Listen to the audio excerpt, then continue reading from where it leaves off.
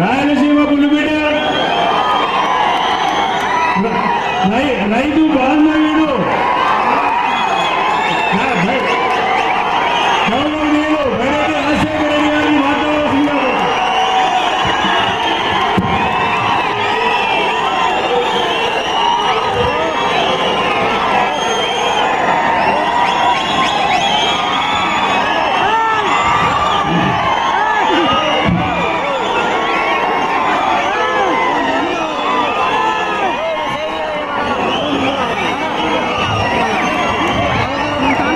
అన్నలు తమ్ముళ్ళు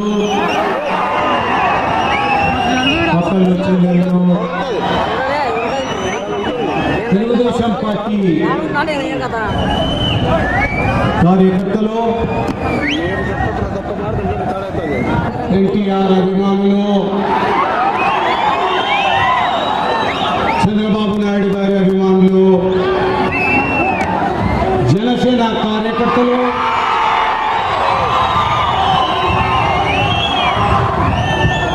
భాజపా కార్యకర్తలందరికీ వేదిక మీద ఉన్నటువంటి మరి శబరమ్మను ఎన్ని అడ్డంకులు వచ్చినా భారీ మెజార్టీతో 1,12,000 మెజార్టీతో గెలిపించినటువంటి అభిమానులకు, వేదిక మీద ఉన్నటువంటి నాయకులకు అందరికీ కూడా హృదయపూర్వక నమస్కారాలు. శబరమ్మ మీ కూతురుగా, మీ అక్కగా, మీ చెల్లెలుగా మీరంతా కూడా భారీ మెజార్టీతో గెలిపించారు. నాకు తెలుసు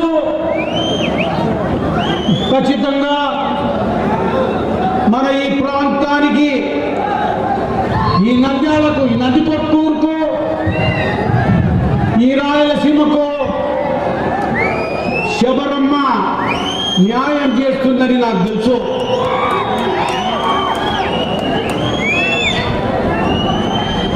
చాలా మంది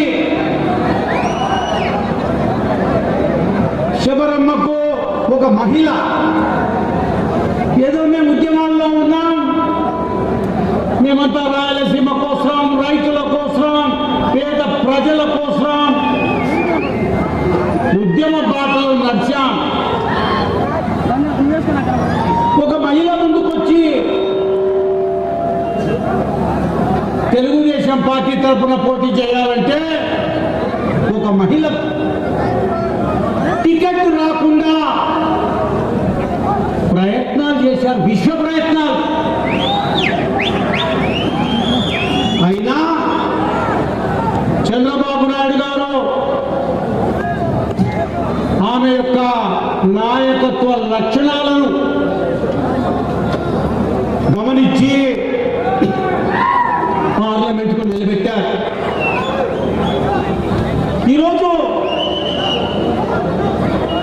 వారు జగన్మోహన్ రెడ్డి గారి పీడ విరగడైంది.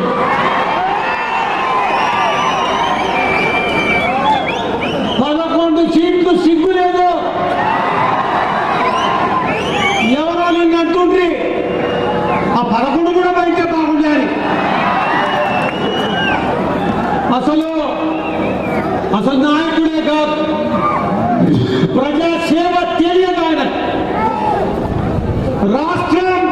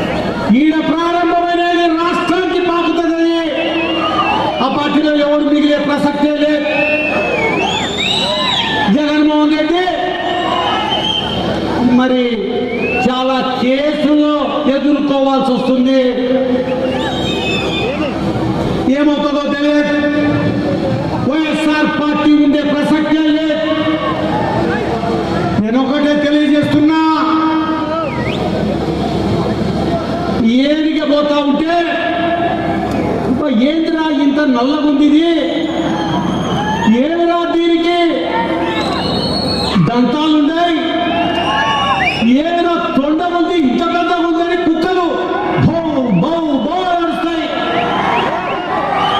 పోరా నా కొడుకులారా ఇట్లా తోడలు చేస్తామని చూసారా నేను, ఇట్లాంటి గజ్జి కుక్కలను ఎంతమంది చూసానా నేను నా జీవితంలో. భయపడలేదు. కానీ ఒకటే ధ్యేయమ్మా, శబరమ్మ చెప్తున్నా అమ్మా, ఈ ప్రాంతంలో కరువు తీర్చమ్మా, ఈ రాయలసీమలో ఈ ప్రాంతంలో నీళ్లు కావాలమ్మా. కష్టపడే గుణం ఉన్నటువంటి ఈ ప్రాంతం నీళ్ల కోసం ఎదురు చూస్తా ఉందమ్మా. 75 ఏళ్ళయింది. నీళ్లు కావాలి, కరువు తీరాలి, అప్పులు తీరాలి, ఆడపిల్లల పెళ్లిళ్ళు కావాలి అని ఎదురు చూస్తున్నటువంటి ప్రాంతం ఇది. మొన్ననే మేము ప్రమాణం చేసినటువంటి కొన్ని గంటల్లోనే నరేంద్ర మోడీ గారు అపాయింట్మెంట్ ఇచ్చారు. అక్కడ కూడా తెలియజేసింది శబరమ్మ, ఈ రాయలసీమ ప్రాంతం పక్కనే నీళ్లు పోతూ ఉన్నా నీళ్ళు అందడం లేదని అన్ని విన్నా, ఆదరించారు. అదే రకంగా శ్రీశైలానికి రాష్ట్రపతిని ముందు నువ్వు ముందులో ఎత్తి పారేపిస్తా చూడు. శ్రీశైలంలో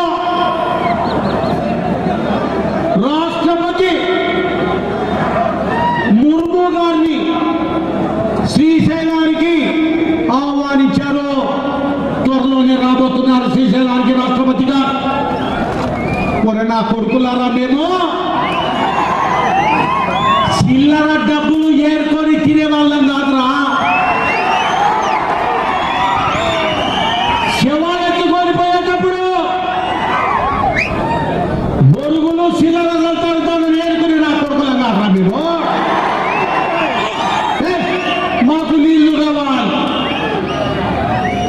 మా సమస్యలు తీరాలి, మా పిల్లలకు ఉద్యోగాలు రావాలి, మా ఈ ప్రాంతంలో కరువు తీరాలి.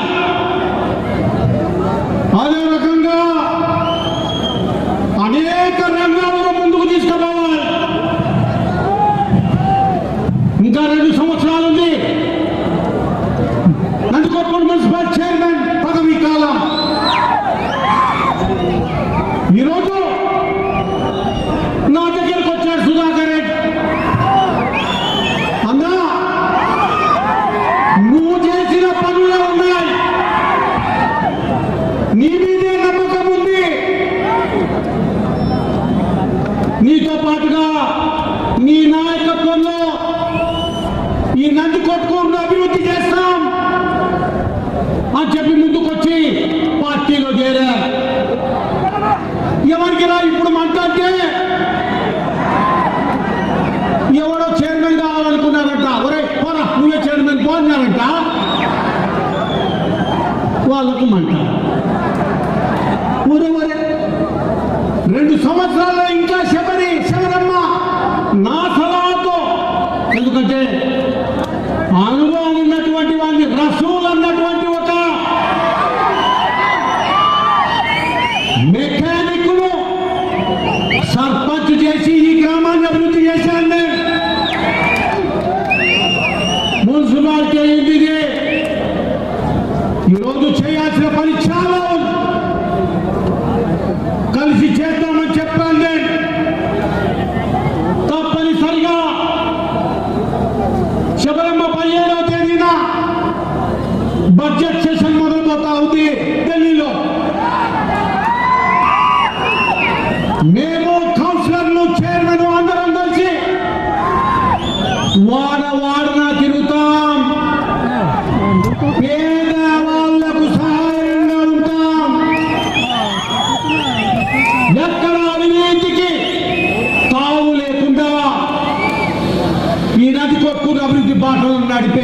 చేస్తామని చెప్పి తెలియజేస్తా ఉన్నా. ఇదే కాదు, ఈ ప్రాంతాలలో లిఫ్ట్ ఇరిగేషన్ స్కీమ్లు ఖచ్చితంగా తెచ్చే తీర్థం. ఈరోజు శబరమ్మ గారు, చంద్రబాబు నాయుడు గారు, నారా లోకేష్ గారు, వీళ్ళందరికీ కూడా నమ్మకం ఏర్పడింది. తప్పనిసరిగా న్యాయం చేస్తారు, తప్పనిసరిగా న్యాయం జరుగుతుంది.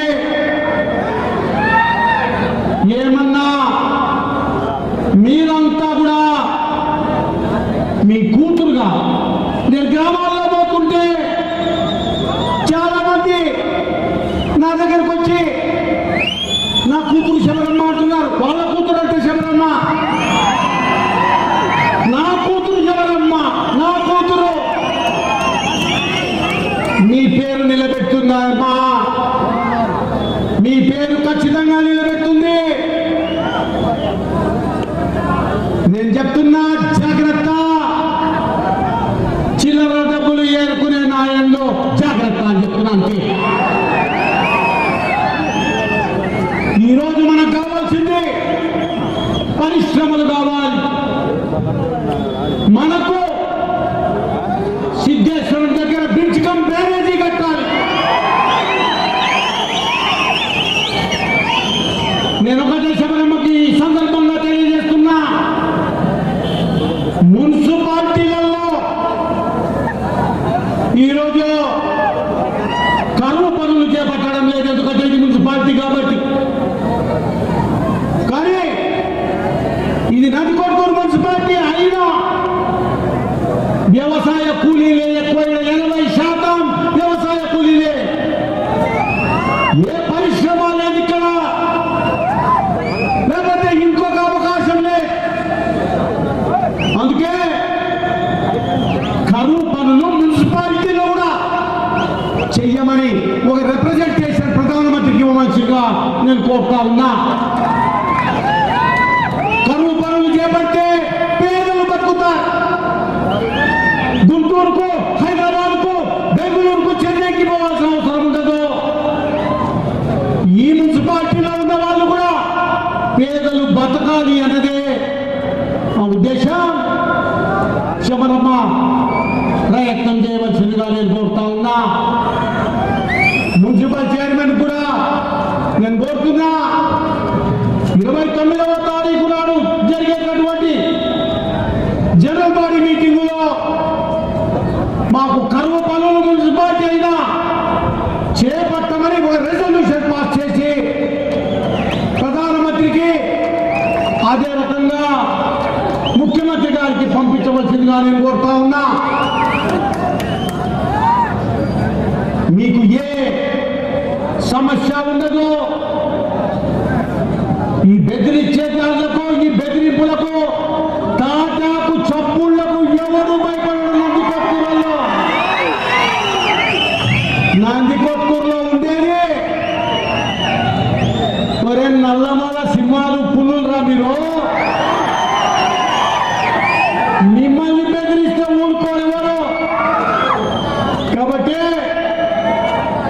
అందరినీ బాగా చూసుకుందాం, పేదలను బాగా చూసుకుందాం, రైతులను బాగా చూసుకుందాం, యువకులను ముందుకు నడిపిద్దాం. దళితులు, అదే రకంగా మైనార్టీలు. ఒకడైతే చికెన్ ముక్క నా కొడుకు మా మీద చెడ్డగా చెప్పాడు రా, చంద్రబాబు నాయుడు మీద, మా మీద, శబరమ్మ మీద. వాడిల్లే చికెన్ ముక్క అడిగితే వాడు అడుగుతున్నాడు, కత్తి తీసి పడిచి అడిగిందే. చెప్తున్నా, రౌడీలు మీరు చెలరేగితే, ఆడపిల్లల జోలికొచ్చినా, పేదల జోలికొచ్చినా మిమ్మల్ని వదిలిపెట్టేది లేదని చెప్పి తెలియజేస్తా ఉన్నా. మళ్ళీ 1994 నుంచి 2004 వరకు నియోజకవర్గం ఎట్లా ఉండిందో ఆ స్థాయిలో మీ అందరికీ రక్షణ మీరెవరో కాదు, మా బిడ్డలు మీరు, మా బిడ్డలు మీరు. మీరు ఏది కష్టం వచ్చినా శబరమ్మ ఉంటుంది. ఒక నియోజకవర్గం పెద్దగా బైరెడ్డి రాజశేఖర్ ఉంటాడు. మీరంతా శబరమ్మను ఆశీర్వదించండి. తప్పనిసరిగా చంద్రబాబు నాయుడు గారు, మోడీ గారు ఒక మంచి భవిష్యత్తు ఆమెకి ఇవ్వబోతున్నారు. మన పనులన్నీ నెరవేరుతాయి. చాలా ఈ నెల రోజుల్లోనే చూశాం, ఈ నెల రోజుల్లోనే దౌర్జన్యాలు చూశాం. ఒక మైనారిటీ సోదరుని వెనకాల ఉన్నటువంటి ఒక రస్త ఒకడు ఆక్రమించుకున్నాడు. ఏమిరా అంటే, నువ్వు ఆక్రమించుకో, మేము ఉండమన్నారంట. చూద్దాం ఎంతసేపు ఉంటావు నువ్వు ఆడ.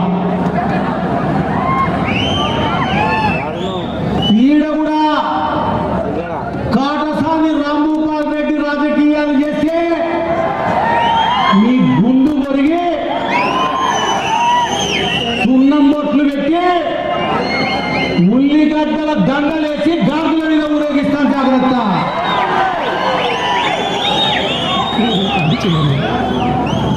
వేలాది మంది వచ్చారు, శబరమ్మకు స్వాగతం పలికారు.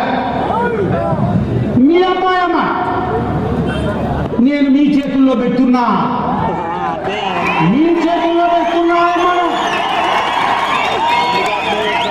ఆమె రాజకీయ భవిష్యత్తు మీ చేతుల్లో ఉంది. గెలిచాం రే, ఓడిపోలేదురా, మేము గెలిచినాం రా. నా కొడుకులు ఓడిపోయే వాళ్ళు మాట్లాడినట్టుగా మాట్లాడతారు ఈ కొడుకులు. గెలిచిందిరా అమ్మ మహిళ. ఏ మహిళ అంటే అంతగా లెక్కలేస్తారమ్మా. మీకంటే రోషంతో బతికేదా అమ్మా?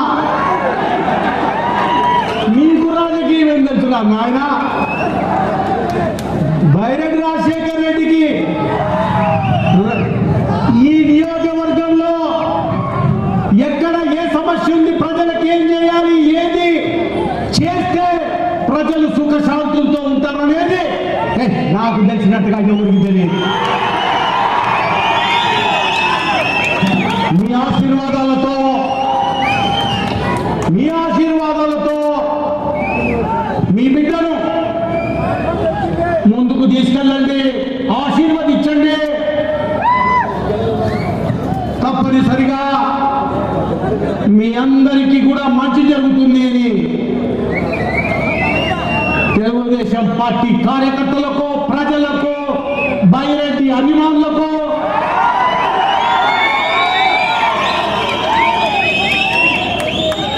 మీ అందరికీ కూడా చాలా దూరం నుంచి వచ్చినటువంటి మీకు తల వంచి నమస్కారాలు చేస్తా ఉన్నా. నియోజకవర్గం ఖచ్చితంగా ముందుకు తీసుకెళ్తాం. అదే మేము చేస్తున్నటువంటి ప్రయత్నం. శబరమ్మ లెక్క చేయలేదు కూడా తప్పనిసరిగా న్యాయం కోసం పోరాడుతుంది. న్యాయమే కావాల్సింది, అన్యాయం కాదు. అందుకే ఈ ఆదరణ బడ్జెట్ సెషన్ అయిపోయిన తర్వాత ప్రతి ఊరికి పిలుచుకోండి. మీరు మీ ఊరికి పిలుచుకొని ఆశీర్వదించండి. శబరమ్మను ప్రతి వార్డులో పిలుచుకొని ఆశీర్వదించండి. మీ అందరికీ అండగా ఉంటుంది. అన్యాయాల మీద పోరాడేటటువంటి బైరెడ్డి రాజశేఖర్ రెడ్డి ఈయన ఉన్నాడని మాత్రం మర్చిపోద్ది.